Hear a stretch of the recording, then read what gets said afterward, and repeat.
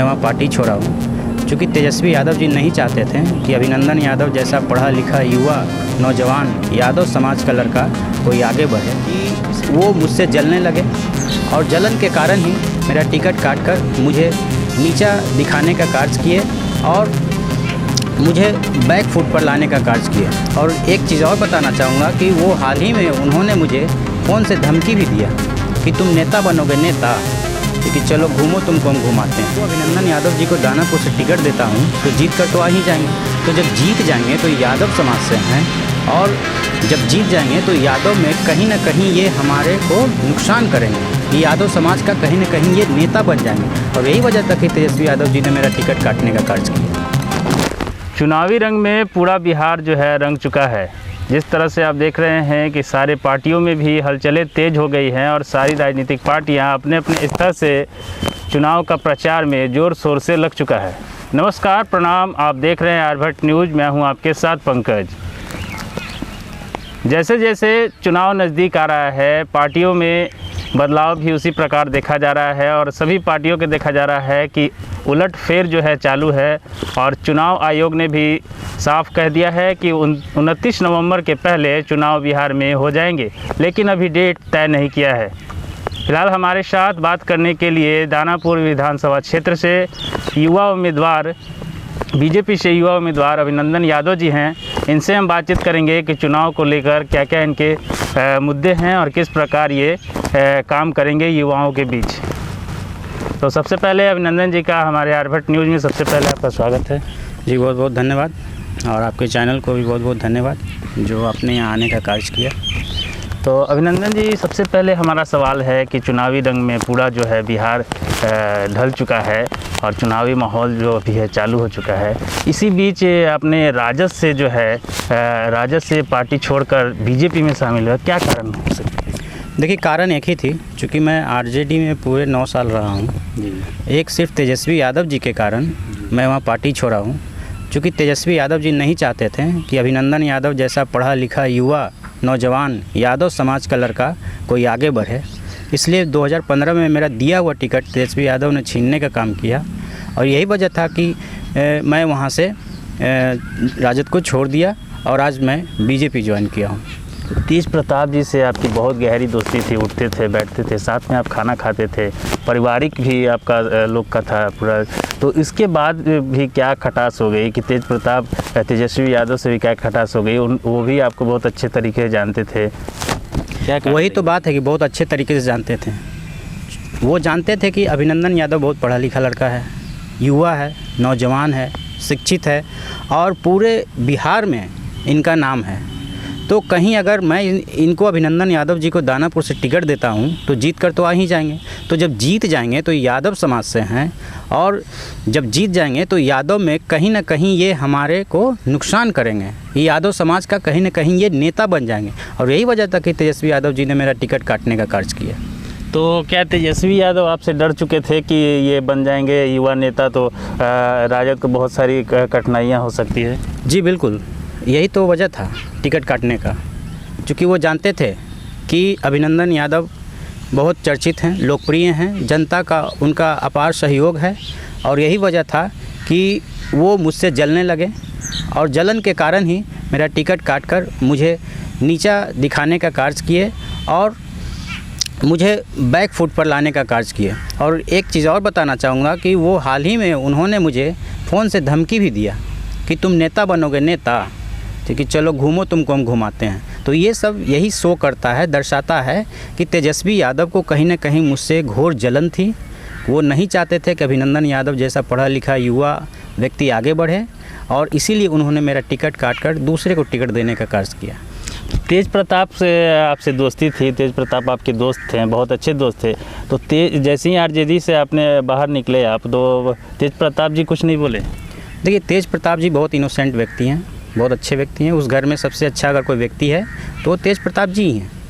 तेज प्रताप जी ने अपने स्तर से बहुत कोशिश की है मुझे टिकट दिलाने का, लेकिन चूँकि Tejashwi Yadav one man army है, उस घर में, उस पार्टी में सिर्फ उन्हीं का चलता है, इसी वजह से मुझे टिकट नहीं मिला। तेज प्रताप जी बेचारे बहुत मेहनत किए थे, उनके लिए मैं आभार भी प्रकट करता हूँ। और मैं उनको धन्यवाद भी देता हूँ कि आपने मेरे लिए इतना किया। तो अभिनंदन जी, ये तो थी पार्टी के बदलने की बात। अब आगे की हम बात करते हैं और कैसे कैसे आपका रणनीति जो है बन रहा है। युवा उम्मीदवार हैं, बीजेपी में आए हैं, तो क्या लगता है कि बीजेपी से इस बार आपको टिकट मिल पाएगी? देखिए, बीजेपी जो पार्टी है शिक्षितों की पार्टी है और बीजेपी हमेशा प्रयास करती है कि मैं वैसे व्यक्ति को उम्मीदवार बनाऊं जो शिक्षित हों। और उस दृष्टिकोण से, अगर शिक्षा के दृष्टिकोण से देखा जाए, तो मैं दानापुर विधानसभा क्षेत्र में जितने भी बीजेपी उम्मीदवार हैं उन सभी में सबसे ऊपर हूं। तो मुझे पूर्ण विश्वास है कि बीजेपी पार्टी शिक्षितों की पार्टी है और मैं उन शिक्षा के क्षेत्र में बहुत आगे हूं, इसलिए मुझे वो ज़रूर अपना उम्मीदवार बनाएंगे। तो क्या लगता है कि आपको अगर टिकट मिलता है तो आपकी जीत एकदम निश्चित है? बिल्कुल निश्चित है, 200% निश्चित है। क्योंकि जितने भी दानापुर विधानसभा क्षेत्र की जनता है, बच्चे हैं, बूढ़े हैं, महिला हैं, जवान हैं, छात्र हैं, छात्राएं हैं, सभी लोग एक सुर में कह रहे हैं कि इस बार अभिनंदन यादव जी को ही लाना चाहिए, क्योंकि उनसे बेस्ट उम्मीदवार अभी इस दानापुर विधानसभा क्षेत्र में है ही नहीं। क्योंकि बदलाव लाना है तो बदलाव कुछ एक अलग तरीके से होना चाहिए। ऐसा होना चाहिए कि लगे कि मतलब कि इस बार दानापुर विधानसभा क्षेत्र में बदलाव हुआ है और कुछ नया और कुछ अच्छा आया है। तो अभिनंदन जी, आपके एक फेसबुक पे पोस्ट है, आपने पोस्ट किया है कि जब मैं एमएलए बनकर आऊँगा तो दानापुर में पीजी की पढ़ाई शुरू कराऊंगा। तो क्या ये जो आपने पोस्ट किया है, तो जैसे कि और सब विधायक अपने वादे से भूल जाते हैं, बनने के बाद वादे करते हैं लेकिन भूल जाते हैं सही वादे, तो क्या आप जो है ये लिखित ही रहेगा कि युवाओं के लिए पीजी का पढ़ाई आप शुरू करवाएंगे? देखिए, मैं वैसा व्यक्ति नहीं हूँ कि वादा करके भूल जाता हूँ। वादा नहीं, यकीन है। मैं जो भी अपना चुनावी घोषणा कर रहा हूँ उसे मैं 100% खरा उतरूँगा। क्योंकि दानापुर विधानसभा क्षेत्र में कॉलेजेस हैं लेकिन यहाँ पे पीजी की पढ़ाई की व्यवस्था नहीं है, इसीलिए मुझे लगा कि ये बहुत बड़ी कमी है। क्योंकि दानापुर विधानसभा क्षेत्र के जो हमारे जनता हैं और उनके जो बच्चे हैं उन्हें पटना पढ़ने जाना पड़ता है। उस पटना जाने के क्रम में उनको समय व्यतीत होता है और आर्थिक रूप से भी उनको नुकसान उठाना पड़ता है।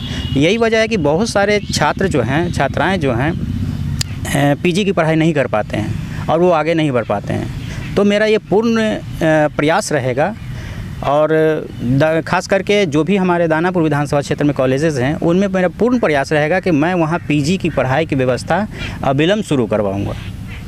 तो अभिनंदन जी, हमें ये बताएं कि दानापुर विधानसभा क्षेत्र में क्या क्या परेशानियां हैं, किन किन चीज़ों की लोगों की आवश्यकता है? देखिए, परेशानियां बहुत हैं और उस पर गहन रूप से विचार करके दृढ़ इच्छा शक्ति के साथ कार्य करने की आवश्यकता है। जैसे दानापुर विधानसभा क्षेत्र जो है 2 पार्ट में बटा हुआ है, एक दियारा और एक ऊपरवार। ऊपरवार में तो मिला जुला कल स्थिति कुछ ठीक है, लेकिन दियारा क्षेत्र में जब आप जाएंगे तो आप देखेंगे कि दियारा क्षेत्र के जो वासी हैं उन्हें काफ़ी दिक्कतों का सामना करना पड़ता है। उन्हें गंगा नदी पार करके ये मुख्य शहर में आना पड़ता है अपनी जीविका के लिए, अपनी रोजी रोटी के लिए। इस क्रम में क्या होता है कि कभी कभी नाव पलट जाती है, आपने देखा होगा, और उस नाव पलटने के क्रम में उनकी जान भी चली जाती है। और सिर्फ बात इतना ही नहीं है, बात है कि उनकी जो सर्वांगीण विकास होनी चाहिए थी, चूँकि पटना से सटे हैं एकदम, और लेकिन उनका अभी तक उतना विकास नहीं हो पाया है जितना कि होना चाहिए था। तो मेरा उद्देश्य है कि जब मैं एमएलए बनकर आऊँगा दानापुर विधानसभा क्षेत्र से, तो मैं दानापुर दियारा वासियों के लिए एक पक्के पुल का निर्माण करूँगा। पक्का पुल जो है आपका एक रीढ़ की हड्डी की तरह कार्य करेगा, क्योंकि जब एक पक्का पुल बन जाएगा तो कम्युनिकेशन सही हो जाएगी, आने जाने का आवागमन जो है वो अच्छे तरीके से हो पाएगा। तो वहाँ पे रोड बनेंगे, बिजली आएंगी, घर बनेंगे, व्यापार होंगे। तो इस उद्देश्य को पूरा करने से वहाँ दियारा क्षेत्र में सभी लोग का सर्वांगीण विकास हो पाएगा। तो ये जैसे कि दानापुर इलाके में अभी देखा जा रहा है कि जैसे बारिश के मौसम में जल जमाव हो गया था और नाली की बहुत सारी समस्याएं हैं। हमारे पास बहुत सारे लोगों की मैसेज भी आते हैं कि सर यहाँ जल जमाव है, यहाँ जल जमाव है, तो उसके लेकर आप क्या करेंगे? देखिए, सही बात है कि हमारे दानापुर विधानसभा क्षेत्र में जो ऊपरवार क्षेत्र है उसमें नली गली का बहुत ही ज़्यादा प्रॉब्लम है। चूँकि अभी मैं भी देखा हूँ और सभी लोग मीडिया के माध्यम से पता भी चलता है कि ये जो एक समस्या है, एक छोटी समस्या है, लेकिन अगर इसको देखा जाए तो एक बहुत बड़ी समस्या है। तो मैं चाहूँगा कि जब मैं एमएलए बनकर आऊँगा तो जितने भी नली गली जो हमारे गांव के जो नली गली हैं, जो हमारे दानापुर विधानसभा क्षेत्र में जहां भी इस तरह की कोई प्रॉब्लम है, सबसे पहले मैं उसे सॉल्व करने का प्रयास करूंगा, ताकि मेरा जो दानापुर हो वो स्वच्छ दानापुर हो। आप जानते हैं कि जहां गंदगी होती है वहां बीमारियां होती हैं, और बीमारियां जब होती है तो लोगों को आर्थिक रूप से नुकसान उठाना पड़ता है और शारीरिक रूप से। तो मैं चाहूँगा कि स्वच्छता पर भी ध्यान दूँ, ताकि लोगों को आर्थिक और शारीरिक रूप से नुकसान न उठाना पड़े। आप युवा उम्मीदवार हैं, एमएलसी दानापुर विधानसभा के युवा उम्मीदवार हैं, एमएलसी के खड़े होने वाले हैं, तो युवाओं के लिए सबसे ज़्यादा अभी बेरोज़गारी है। तो बेरोज़गारी को लेकर आप युवाओं के लिए क्या करिएगा? उन युवा जो रोज़ प्रोटेक्शन कर रहे हैं, मतलब कि सरकार के खिलाफ़ परेशान है युवा लोग, तो उसके लिए क्या करिएगा आप? देखिए, युवाओं के लिए मेरे पास एक प्लान है। मैं उनके लिए टेक्निकल पढ़ाई की व्यवस्था करवाऊंगा पूरे दानापुर विधानसभा क्षेत्र में। जो भी मेरा दानापुर विधानसभा क्षेत्र के वासी हैं, उनके बच्चों के लिए मैं टेक्निकल पढ़ाई की व्यवस्था कराऊंगा, जॉब ओरिएंटेड कोर्स करवाऊंगा, ताकि मान लिया वो 6 महीना ही 1 साल अगर वो जॉब कर लें तो वो कहीं ना कहीं अपना रोज़गार पा सकें। तो उसके लिए मेरा ये प्रयास है, और मैं करूँगा भी कि उनके लिए मैं टेक्निकल एजुकेशन की व्यवस्था करूंगा, ताकि वो अपना खुद रोज़गार पा सकें। अभिनंदन जी, हम ये बताएं कि दानापुर विधानसभा क्षेत्र से विधायिका जो हैं आशा सिन्हा जो हैं 15 सालों से यहाँ रह चुकी हैं सत्ता पे, तो क्या लगता है कि बीजेपी को इतना आसान होगा उनका टिकट काट के आपको दे दिया जाएगा? क्या लगता है, आसान होगा ये? देखिए, कोई भी पार्टी जब टिकट देती है तो वो जनता के अनुसार देती है। जनता जिस उम्मीदवार को पसंद करती है उसे ही टिकट देती है, और जनता वैसे उम्मीदवार को पसंद करती है जो शिक्षित हो, समझदार हो और सभी के दुख सुख में बराबर भागीदार बनते हों। तो मैं समझता हूं कि इन सभी परिस्थितियों में मैं सबसे आगे हूं। शिक्षा के क्षेत्र में, या फिर आप देख लीजिए कि किसी के घर आने जाना हो, दुख हो, तकलीफ़ हो, उसमें दुख बांटना, मैं इन सबों में आगे रहता हूं। और ये तो आप जनता से भी आप पूछ सकते हैं कि आशा सिन्हा जी का जो 15 साल से जो अभी रह रही हैं, तो उनका क्या रहा है जनता के प्रति, उनका व्यवहार कार्य, ये जनता ही बताएंगे। और जब आप जाएंगे तो आपको पता चलेगा कि इस बार जनता आशा सिन्हा जी को पसंद नहीं कर रही हैं, और वो लोग चाह रहे हैं कि इस बार बदलाव हो, बीजेपी ही जीते, लेकिन कोई ऐसा व्यक्ति जीते जो पढ़ा लिखा शिक्षित नौजवान व्यक्ति हो। और यही वजह है कि मुझे पूर्ण विश्वास है कि मुझे पार्टी, जो कि पढ़े लिखे शिक्षितों की पार्टी है बीजेपी, मुझे कैंडिडेट बनाएगी। और जब मुझे कैंडिडेट बनाएगी तो मैं 200% गारंटी के साथ कहता हूं कि दानापुर विधानसभा क्षेत्र में मुझे कोई पराजित नहीं कर सकता, मैं विजयी होकर आऊँगा। कहने का मतलब है कि पार्टी जो चाहती है कि अब नया उम्मीदवार खड़ा करे और युवा को लाएं। जी बिल्कुल। अभी देखिए, हर क्षेत्र में आप जहां भी जाएंगे युवा हैं। मीडिया में जाएं, रेलवे में जाएं, बैंक में जाएं, पुलिस में जाएं, सभी जगह युवा हैं। तो फिर राजनीति में युवा क्यों नहीं? जब वैसे व्यक्ति, योग्य व्यक्ति, युवा आपके सामने मौजूद हैं, तो फिर उनसे कम योग्यता वाले व्यक्ति को आगे बढ़ाना कहीं से उचित नहीं है। और ये सारी पार्टियां इस बार विचार कर रही है कि इस बार पढ़े लिखे शिक्षित व्यक्तियों की जो टोली हो, जो युवा हो, उन्हें टिकट दिया जाए। और एक चीज़ और है कि हमारा जो सुप्रीम कोर्ट है, सुप्रीम कोर्ट ने भी साफ कहा है कि पार्टी वैसे व्यक्ति को उम्मीदवार बनाए जो पढ़े लिखे हों, शिक्षित हों, जो आपराधिक छवि में लिप्त ना हो। मतलब कहने का मतलब यह है कि वो अपराध में संलिप्त ना हो, तो वैसे व्यक्ति को बनाना चाहिए। तो सुप्रीम कोर्ट का आदेश हमारे लिए सर्वमान्य है, सभी पार्टियों के लिए सर्वमान्य है। उसके गाइडलाइन को विचार करते हुए हमारी पार्टी या सभी पार्टी कोशिश कर रहे हैं कि हम एक पढ़े लिखे युवा शिक्षित व्यक्ति को आगे बढ़ाएं। बहुत बहुत धन्यवाद अभिनंदन जी आपका। जी धन्यवाद।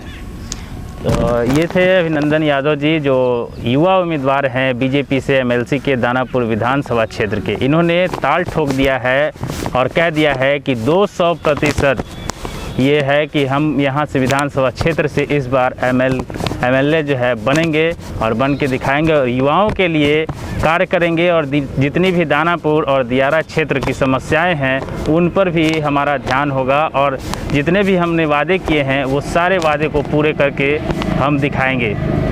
ऐसे ही चुनावी मुद्दों के साथ आप हमारे साथ बने रहें। आप हमारे न्यूज़ को अभी तक सब्सक्राइब नहीं किया है तो जल्द से जल्द जाकर आर्यभट्ट न्यूज़ पे सब्सक्राइब कर ले और हमारे फेसबुक पेज को भी आप लाइक करना ना भूलें। इंस्टा ट्विटर पे भी आप इसे फॉलो कर सकते हैं और ज़्यादा से ज़्यादा अपने दोस्तों में इस वीडियो को शेयर करें और कमेंट्स करें।